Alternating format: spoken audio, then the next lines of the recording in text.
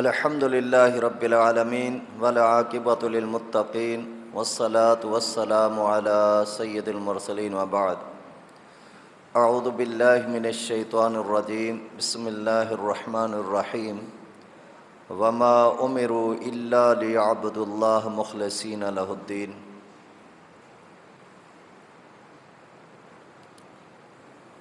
میں اپنی بات کا آغاز اس دعا سے کرنا چاہوں گا کہ اے اللہ، یہ ماہ معظم، ماہ مکرم اپنی رحمتوں اور برکتوں اور اپنی رونقوں کو لیے ہوئے بڑی تیزی کے ساتھ رخصت ہو رہا ہے۔ ہماری اس ماہ معظم کے اندر جو محنتیں ہیں، کاوشیں ہیں، روزے کی شکل میں، تراویحوں کی شکل میں، تلاوت، ذکر و اذکار، صدقات و خیرات، تمام خیر کے کام اے اللہ قبول و منظور فرما۔ یہ ماہ معظم بڑا مکرم مہینہ ہے۔ اے اللہ، ہم بڑے کمزور اور ناتواں لوگ ہیں جو اس کا حق ہے وہ حق ادا نہیں کر پاتے، لیکن تیری رحمت سے بھی مایوس نہیں، اپنے فضل و کرم سے ہماری تمام تر محنتوں کو شرف قبولیت عطا فرما۔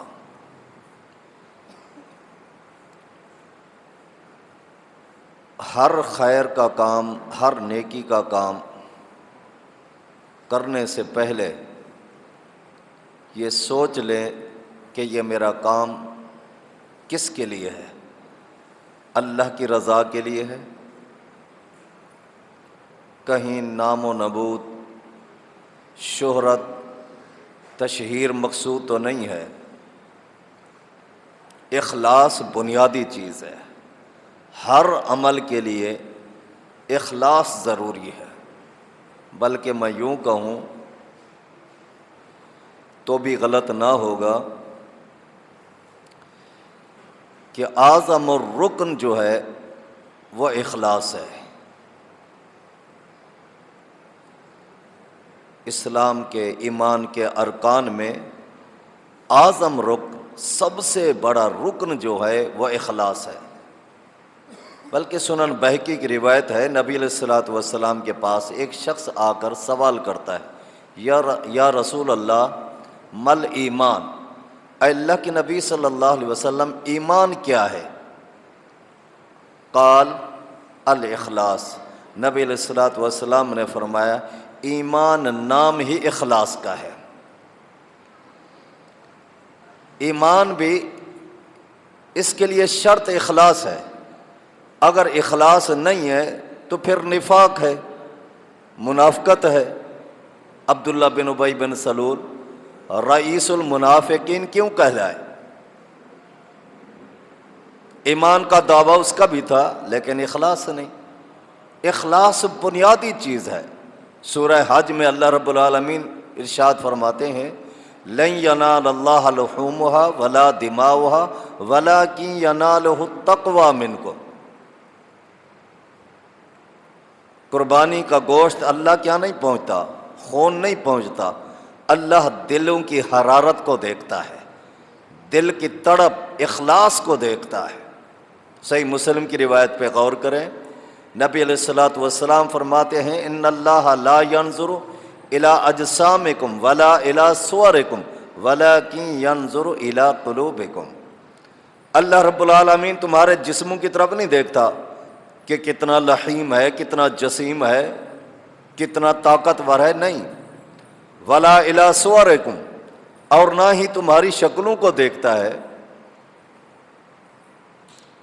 بلکہ آپ ذرا غور کریں، ابو لہب، اس کا اصل نام علماء کرام موجود ہیں، ابو لہب کا اصل نام عبد العزیٰ ہے۔ ابو لہب اس لیے کہتے، لہب کہتے ہیں آگ کے شعلے کو، اس کا چہرہ ایسے چمکتا تھا جیسے آگ کا شعلہ چمک رہا ہو، اس لیے اس کو ابو لہب کہتے ہیں۔ جہنم کا ایندھن بن گیا۔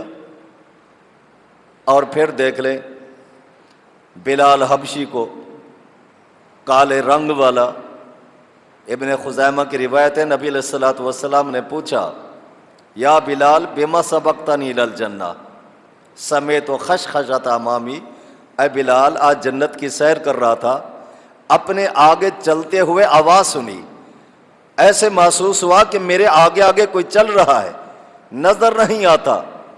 پوچھا کہ یہ کیا ماجرا ہے؟ کہ اللہ کے نبی صلی اللہ علیہ وسلم بلال مدینہ کی گلیوں میں چل رہا ہے، اس کے چلنے کی آواز اللہ نے جنت میں پہنچا دی ہے۔ ولا الی صورکم، اللہ شکلوں کو نہیں دیکھتا، ولکن ینظر الی قلوبکم، اللہ تمہارے دل کی کیفیت کو دیکھتا ہے، تمہارے اندر اخلاص کیا ہے۔ سنن نسائی کی روایت ہے، نبی علیہ الصلوۃ والسلام فرماتے ہیں من اتی فراشہ وہو ینوی ان یقوم فغلبتہ عینہ، ایک بندہ رات کو بستر پہ سوتے ہوئے سوچتا ہے کہ کل کام کوئی نہیں ہے، کل چھٹی ہے، آفس نہیں جانا، ڈیوٹی پہ نہیں جانا، کیوں نہ ہو رات تہجد کی نماز پڑھوں گا، قیام اللیل کروں گا، فغلبتہ عینہ حتی اصبح، ایسی آنکھ لگی، ایسی گہری نیند آئی حتیٰ کہ صبح کو مؤذن نے اذان دی، آنکھ کھلی، رات بھر سوتا رہا۔ اللہ رب العالمین فرشتے کو بلاتا ہے، کتب لہ ما نویٰ، کہ اس بندے نے سوتے وقت یہ نیت کر لی تھی، اخلاص کے ساتھ یہ دل میں پروگرام بنا لیا تھا کہ تہجد کی نماز پڑھوں گا، لیکن اٹھ نہیں پایا۔ جگانا بھی میں رب کا کام ہے اور سلا دینا میں رب کا کام ہے۔ کتب لہ ما نویٰ، جو اس نے نیت کی تھی اس کے کھاتے میں نیت کی بنیاد پر تہجد کا ثواب لکھ دو۔ سو کر رات گزاری، وَنَوْمُهُ صَدَقَہ، سوئے سوئے آرام کرتا رہا، کروٹیں بدلتا رہا، گہری نیند سویا، لیکن تہجد کی نماز کا ثواب پا گیا صرف نیت کے اخلاص پر۔ جامع ترمذی کی روایت ہے، نبی علیہ الصلوۃ والسلام نے 4 شخصوں کا واقعہ بیان کیا، میں 2 آدمیوں کا ذکر کرتا ہوں۔ نبی علیہ الصلوۃ والسلام نے فرمایا کہ ایک شخص اللہ رب العالمین نے اسے مال بھی دیا ہے اور علم بھی دیا ہے، مال بھی اللہ کے راستے میں خوب خرچ کرتا ہے، اور علم کے ذریعے لوگوں کے عقائد، ان کے اعمال کی اصلاح بھی کرتا ہے، مال بھی خرچ کرتا ہے اور علم کے ذریعے لوگوں کی اصلاح بھی خوب کرتا ہے۔ اور ایک شخص، اس کو اللہ رب العالمین نے علم تو دیا ہے مگر مال سے محروم ہے۔ پہلا شخص جس کو مال بھی ملا، علم بھی ملا، مال کے اللہ کے راستے میں خرچ کرتا ہے اور علم کے ذریعے لوگوں کی اصلاح بھی کرتا ہے، یہ کیا ہے؟ سب سے پہلے درجے کا آدمی ہے، اعلیٰ درجے کا آدمی ہے، اونچے درجے کا آدمی ہے۔ دوسرا شخص، اسے علم تو اللہ نے دیا ہے لیکن مال نہیں دیا، اب وہ علم کے ذریعے لوگوں کی اصلاح کرتا ہے، اعمال کی اصلاح کرتا ہے، ان کے نظریات کی اصلاح کرتا ہے، ان کے عقائد کی اصلاح کرتا ہے، لیکن مال نہ ہونے کی وجہ سے دل میں یہ کہتا ہے کاش اللہ اگر تو مجھے مال بھی دیتا تو مال بھی تیرے راستے میں خوب اس آدمی کی طرح لٹاتا جس طرح تو نے اسے مال دیا ہے، اللہ تیرے راستے میں خوب مال خرچ کرتا۔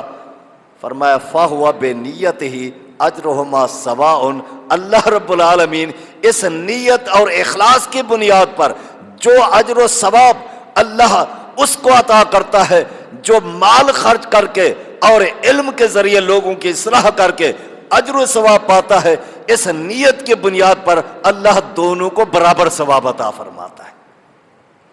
نیت کا بڑا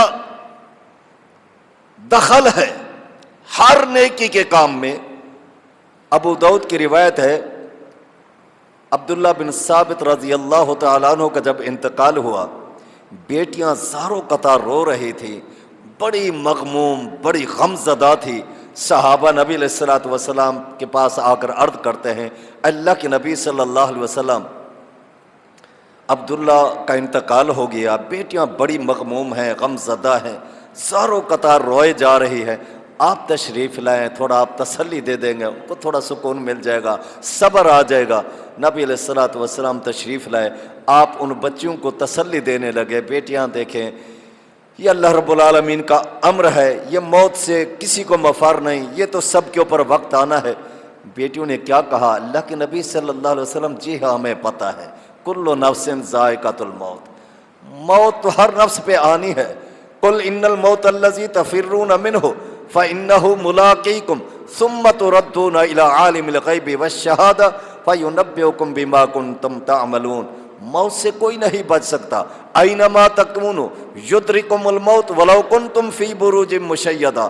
جی ہاں اللہ کے نبی، موت سے کسی کو مفر نہیں، موت سے ہمیں انکار نہیں، یہ تو امر ربی ہے، یہ تو سب کے اوپر آنا ہے، لیکن ہمیں رونا اس لیے آ رہا ہے کہ آپ ہمارے ابو کی حالت دیکھ رہے ہیں، انتہائی ضعف، کمزوری اور بڑھاپے کی حالت میں سارا دن مزدوری کرتے تھے، اور جو مزدوری سے ان کو پیسے ملتے تھے ان سے کچھ ہمارے لیے راشن لے کر آتے، اور کچھ پیسے بچا بچا کر، ان کو بڑا جہاد کا شوق تھا، کبھی تلوار، کبھی نیزہ، کبھی دستہ، اس طریقے سے آہستہ آہستہ وہ جنگی سامان تیار کر رہے تھے۔ ہمارے ابو کی بڑی چاہت تھی کہ اللہ کے راستے میں جہاد کروں گا، مقام شہادت، کیونکہ شہادت کا صحابہ کو ایسا شوق اور ذوق تھا، ایسا جذبہ تھا۔ سنن نسائی کی روایت ہے کہ ایک اونٹوں کا چرواہ جنگل میں اونٹ چرا رہا ہے، اور اونٹ چراتے چراتے رب کے حضور دعا کرتا ہے، اللہ دشمن کا یہاں تیر لگے اور مقام شہادت مل جائے۔ اللہ شہادت کا بڑا ذوق ہے، بڑا شوق ہے، کرنا ایسا ہوا کہ دشمن کا تیر لگا، اور جہاں اس نے اشارہ کیا وہیں ہی تیر لگا اور جام شہادت نوش کر گیا۔ کیا اللہ نے اس کو مقام دیا، کیا درجہ دیا کہ نبی علیہ الصلوۃ والسلام جب صحابہ اسے غسل دے رہے تھے، فرمایا اور ساتھیوں، غسل دینے کے بعد کوئی کپڑا کفن کے لیے نہیں لانا، کفن کے لیے کپڑا میں اپنا جبہ، اپنا کرتا دوں گا اور اس کا کفن بنا دے گا۔ اللہ کے نبی صلی اللہ علیہ وسلم نے اپنا جبہ مبارک، اپنا کرتا قمیص مبارک دیا، اور اس میں ان کا کفن دیا گیا۔ کیا مقام پا گیا! میں کتنا اس ذوق شہادت پہ بات کروں تو پھر میں ایک بڑا طویل خطبہ ہو جائے گا۔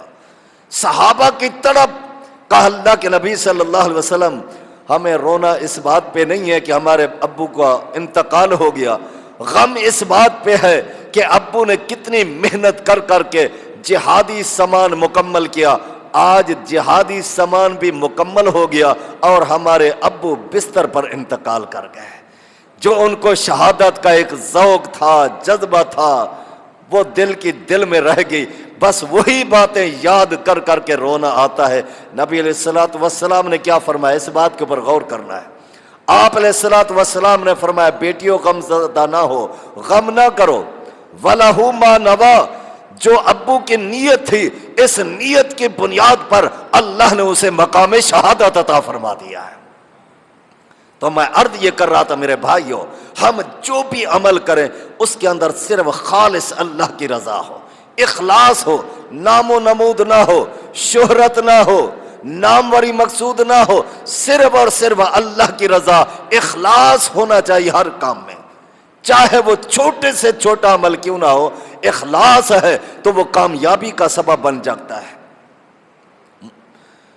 مسند حاکم کی روایت ہے، نبی علیہ الصلوۃ والسلام جب سیدنا معاذ بن جبل رضی اللہ تعالیٰ عنہ کو یمن کے لیے رخصت کرنے کے لیے آپ کے ساتھ ساتھ چل رہے تھے، سیدنا معاذ بن جبل رضی اللہ تعالیٰ عنہ جب کافی لمبا سفر ہو گیا، عرض کرتے ہیں اللہ کے نبی صلی اللہ علیہ وسلم، مجھے تو آگے سفر کرنا ہی ہے، پھر آپ واپس بھی جائیں گے، آپ تھک جائیں گے، میں چلا جاؤں گا، آپ اللہ کے نبی واپس جائیں۔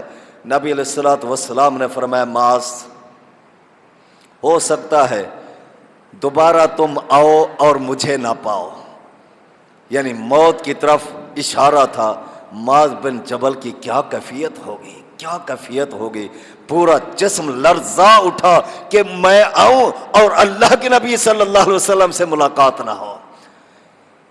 صحابہ کی کیا محبت کی مثالیں پیش کروں، کیا نبی علیہ الصلوۃ والسلام کے ساتھ محبت، جو اپنا خاندان، قبیلہ، اپنا وطن، اپنی جائیداد، اپنی ذات بھی اپنی جان قربان کرنے کے لیے تیار ہوتے نبی کی محبت پر۔ صحابہ کی محبت کا کیا عالم ہوگا، جانوروں کا عالم یہ تھا، جانور نبی علیہ الصلوۃ والسلام سے کس قدر محبت کرتے تھے۔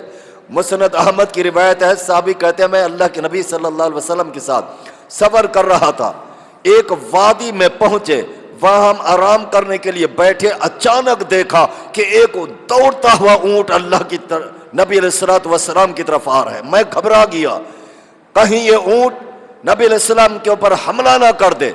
بس دیکھتے ہی دیکھتے اونٹ آیا، اللہ کے نبی صلی اللہ علیہ وسلم کے قریب آ کر بیٹھ گیا اور کان میں کچھ باتیں کرنے لگا۔ عجیب منظر میں نے دیکھا کہ اونٹ کے ہونٹ ہلتے ہوئے نظر آئے، لیکن بات تو مجھے سمجھ میں نہیں آئی۔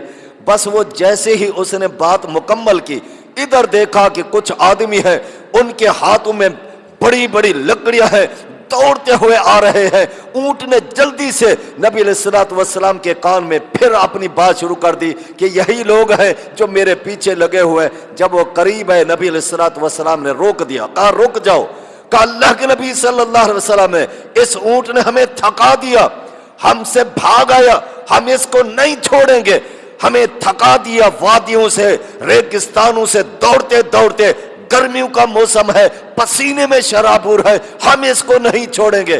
نبی علیہ الصلوۃ والسلام نے فرمایا رک جاؤ، پہلے بات تو سنو۔ رک گئے، کہا یہ اونٹ شکایت کرتا ہے تمہاری کہ میں چھوٹا سا بچہ تھا، انہوں نے میری پرورش کی، مجھے پالا، میں جوان ہو گیا، انہوں نے میرے اوپر اپنا سامان لاتے، اپنی چیزیں لاتے، گرمیوں کا موسم ہوتا، سردیوں کا موسم ہوتا، شدید گرمیاں، انتہائی کڑاکے کی دھوپ ہوتی تھی، اور یہ میری پیٹھ پہ سامان لے کر آتے، تھک جاتے، یہ درخت کے نیچے سائے میں آرام کرتے، میں سامان لاتا، میری پیٹھ پہ سامان ہوتا، میں کھڑا رہتا، کبھی میں نے شکایت نہیں کی۔ سردیوں کا موسم ہوتا، سخت ترین سردیاں، ٹھنڈی ہوا چل رہی ہوتی، یا اپنے کمرے کے اندر بند، دروازے اور کھڑکیاں بند کر کے رضائیوں اور کمبلوں کے اندر پڑے ہوتے تھے، میں باہر سردی کے اندر اس ہوا، ٹھنڈی ہوا چلتی کے اندر کپ کپاتا رہتا، کبھی میں نے ان کو شکایت نہیں کی۔ کبھی یہ مجھے کھانا پیٹ بھر کے دیتے، کبھی کم کھانا ملتا، میں نے کبھی شکایت نہیں کی۔ آج اللہ کے نبی صلی اللہ علیہ وسلم، میں بوڑھا ہو گیا ہوں، اور یہ پروگرام بنا رہے تھے کہ اب یہ سامان اتنا نہیں اٹھا سکتا، اس کو ذبح کرتے ہیں اور اس کا گوشت کھاتے ہیں۔ نبی علیہ الصلوۃ والسلام نے فرمایا جی ہاں، بتاؤ اونٹ کی صحیح شکایت ہے یا غلط؟ جی ہاں، اللہ کے نبی صلی اللہ علیہ وسلم، جو اونٹ نے باتیں کہی ہے بالکل سچی ہے۔ یہ چھوٹا سا تھا، ہم نے اس کو پالا، پھر جوان ہوا، اونٹ کے اوپر ہم نے گرمی سردی میں سامان جتنا چاہا لاد دیا، کبھی اس نے شکایت نہیں کی۔ گرمیوں کے موسم میں دھوپ پہ چلاتے رہتے، کبھی شکایت نہیں کی۔ سردیوں میں باہر بیٹھا رہتا، کبھی شکایت نہیں کی۔ بھوک پیاس، کبھی شکایت نہیں کی۔ جی ہاں، اس نے سچ بولا۔ نبی علیہ الصلوۃ والسلام نے فرمایا سنو، پھر یہ اونٹ میں خریدتا ہوں، یہ اونٹ مجھے دے دو۔ اس کی قیمت طے ہوگی۔ اللہ کے نبی صلی اللہ علیہ وسلم نے انہیں وہ درہم و دینار دے دیے، وہ چلے گئے۔ نبی علیہ الصلوۃ والسلام اونٹ کی طرح مخاطب ہوئے، فرمایا یا ایھا البعیر انت حر لوجہ اللہ عز وجل، اے اونٹ پہلے تیرے مالک وہ تھے، اب میں نے تجھے خرید لیا ہے، اب تیرا مالک میں بن چکا ہوں، وہ مالک نہیں، اب تیرا مالک میں ہوں۔ اور سن اونٹ، میں نے اللہ کی رضا کے لیے تجھے آزاد کر دیا ہے، جا جنگلوں میں جا، جہاں جا، کھاتا پیتا رہا، تجھے کوئی روکنے والا نہیں ہے۔ صحابی کہتے ہیں میں نے جیسے ہی اللہ کے نبی صلی اللہ علیہ وسلم نے اسے آزاد کیا، اونٹ ایک دم اٹھا اور نبی علیہ الصلوۃ والسلام کو دعائیں دی۔ وہ کیا دعائیں تھی اس کے لیے ابھی وقت نہیں کہ اونٹ نے اللہ کے نبی کو کیا دعائیں دی۔ میں عرض یہ کر رہا تھا، جانور اللہ کے نبی سے اس قدر محبت، صحابہ کی کیا محبت ہوگی، کیا محبت ہوگی، اس کی میں کیا مثالیں پیش کروں۔ سیدنا معاذ بن جبل رضی اللہ تعالیٰ عنہ کو جب نبی علیہ الصلوۃ والسلام نے فرمایا معاذ ہو سکتا ہے میں تو آئے اور پھر مجھے نہ پائے، سیدنا معاذ رضی اللہ تعالیٰ عنہ انتہائی غمزدہ، آنکھیں آشک بار ہیں اور جسم پہ رقت طاری ہو چکی ہے۔ اسی اثناء میں نبی علیہ الصلوۃ والسلام سے التماس کرتے ہیں، درخواست کرتے ہیں، اوصنی یا رسول اللہ، اللہ کے نبی صلی اللہ علیہ وسلم مجھے کوئی خاص وصیت فرمائے، کوئی خاص وصیت فرمائے۔ اب یہی سننا ہے جو بتانا چاہ رہا ہوں۔ نبی علیہ الصلوۃ والسلام نے کیا فرمایا؟ یا معاذ اخلص دینک یکفک العمل القلیل، اے معاذ جو بھی عمل کرو اخلاص ہونا چاہیے، اس میں صرف اللہ کی رضا ہونی چاہیے، چاہے وہ عمل تھوڑا ہوگا، اخلاص کی بنیاد پر اللہ کل قیامت کے دن کامیابی و کامرانی عطا فرما دے گا۔ کامیابی چاہتے ہیں تو میرے بھائیوں اخلاص، دل کے اندر صرف اللہ کی رضا مقصود ہو، چھوٹے سے چھوٹا عمل بھی اتنا بڑا درجہ پا دیتا ہے کہ نبی علیہ الصلوۃ والسلام فرماتے ہیں کہ ایک دن وہ ترازو، جس ترازو کے اندر انسانوں کی نیکیاں اور بدیاں تولی جائیں گی، یعنی اعمال تولے جائیں گے، وہ کتنا بڑا ترازو ہے۔ اللہ رب العالمین نے اس ترازو کا ذکر فرمایا، وہ کتنا بڑا ترازو ہے، وہ کتنا بڑا ترازو ہے کہ ساتوں آسمان اور ساتوں آسمانوں کی تمام چیزیں، ساتوں زمینیں، ساتوں زمینوں کی تمام چیزیں، زمین و آسمان کا خلا، یہ ساری کی ساری چیزیں مل کر ایک پلڑے کے اندر سما جائیں۔ فرشتوں نے جب یہ سنا تو وہ حیران رہ گئے کہ اتنا نیکیاں کیسے ہو سکتی ہیں، ہماری نیکیاں تو کچھ نہیں، کیسے پلڑا بھرے گا۔ وہ فرشتے حیران ہو رہے ہیں کہ بعض فرشتے ایسے ہیں جب سے اللہ نے ان کو پیدا کیا ہے وہ قیام کی حالت میں کھڑے ہوئے ہیں اللہ کی رضا کے لیے۔ فرمایا جب سے پیدا ہوئے قیام کی حالت میں ہے، آج تک قیام کی حالت میں ہے، قیامت تک قیام کی حالت میں کھڑے رہیں گے صرف اللہ کو راضی کرنے کے لیے۔ کچھ فرشتے ایسے ہیں جب سے اللہ نے پیدا کیا ہے وہ رکوع کی حالت میں ہے اور آج تک رکوع کی حالت میں ہے، قیامت تک رکوع کی حالت میں رہیں گے۔ کچھ فرشتے ایسے ہیں جب سے اللہ نے پیدا کیا ہے سجدے کی حالت میں پڑے ہیں، آج تک سجدے میں ہے اور قیامت تک سجدے سے اٹھیں گے۔ وہ فرشتے جن کی اتنا عبادت، وہ بھی اپنی عبادت کم سمجھ رہے ہیں کہ یہ پلڑا کیسے نیکیوں کا بھرے گا۔ نبی علیہ الصلوۃ والسلام، جامع ترمذی کی روایت ہے، التسبیح نصف المیزان، جو بندہ صرف یہ ایک لفظ کہتا ہے، ایک کلمہ کہتا ہے سبحان اللہ، آدھا پلڑا نیکیوں سے بھر جاتا ہے۔ بات اخلاص کی ہے، کوئی لمبی چوڑی دعا نہیں ہے، صرف ایک لفظ ہے، ایک کلمہ۔ جو سبحان اللہ کہتا ہے اخلاص کے ساتھ، آدھا پلڑا نیکیوں سے بھر جاتا ہے۔ صحیح مسلم کی روایت ہے والحمدللہ تملأ المیزان، اور جو الحمدللہ کہتا ہے پورا میزان نیکیوں سے بھر جاتا ہے۔ اب ذرا غور کریں، اس کے اوپر ایک بڑی بات ہو سکتی ہے۔ ٹائم کی قلت کے پیش نظر اپنی بات کو ختم کرتے ہوئے یہی کہنا چاہوں گا میرے بھائیوں، جو بھی نیکی کا کام کریں اس کے اندر صرف اللہ کی رضا ہو۔ یہ دو کلمے ہیں، دو کلمے، دو الفاظ ہیں، سبحان اللہ والحمدللہ، پورا پلڑا نیکیوں سے بھر گیا۔ بات یہ ہے کہ اگر اخلاص ہے، صرف اللہ کی رضا ہے، ہر عمل کرے، روزہ رکھیں مقصد صرف اللہ کی رضا، نماز پڑھیں مقصد صرف اللہ کی رضا، صدقات و خیرات ہیں، نفلی عبادات ہیں، خیر کا کوئی بھی کام ہے، کسی کی تشہیر اور شہرت مقصود نہ ہو، نام و نمود نہ ہو، لوگ تعریف کریں نہ، صرف اور صرف اللہ کی رضا مقصود ہو، یقیناً یہ چھوٹا چھوٹا عمل بھی انسان کی کامیابی اور کامرانی کا سبب بن سکتا ہے۔ اللہ رب العالمین سے دعا ہے، اے اللہ جو بھی ہم عمل کریں اللہ اس کے اندر صرف تیری رضا مقصود ہو، ریاکاری سے، نام و نمود سے، شہرت سے، ناموری سے اللہ محفوظ و ممنون فرما، اخلاص کی نعمت سے مالا مال فرما۔ وآخر دعوانا الحمدللہ رب